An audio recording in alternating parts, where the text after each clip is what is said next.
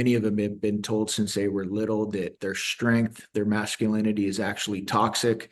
And one of the byproducts that I've seen of that is that a lot of men just kind of check out and they don't really fight for much of anything other than, a little bit of peace and quiet and a little bit of pleasure here and there. And, for me, one of the things that gets me the most fired up is when I see men who are actually willing to fight for what they love.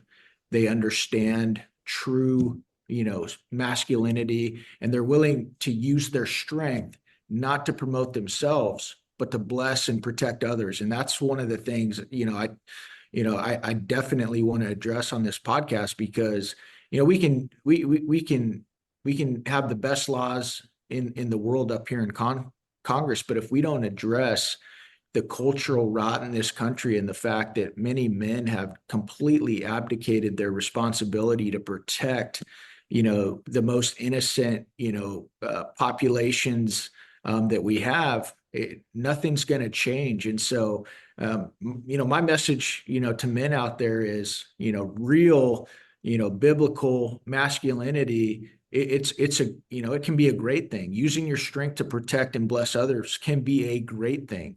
And don't believe all this nonsense that you hear that, your masculinity is toxic and you need to just shut up and, stand down. No, that's exactly what the enemy would love for you to do. Just like if Craig and I were going on an op, if we were going to, sneak in and try and kill or capture the bad guys, the first thing that we would want to do is isolate the sentries, isolate, the guards, isolate those who are, the strongest so that we can conduct our mission and do our job. And I think, that's what I see, going on in our culture. And I know Andrew Breitbart said a long time ago, he said that politics is always downstream of culture. So you'll never see anything get up here to Washington, D.C. and start, percolating around Congress and bills being run until you've seen it long before, often a decade or so earlier in culture. And so it is important that we engage in culture. It's important that men, learn, what's real biblical masculinity and, using their strength to protect and bless others is all about.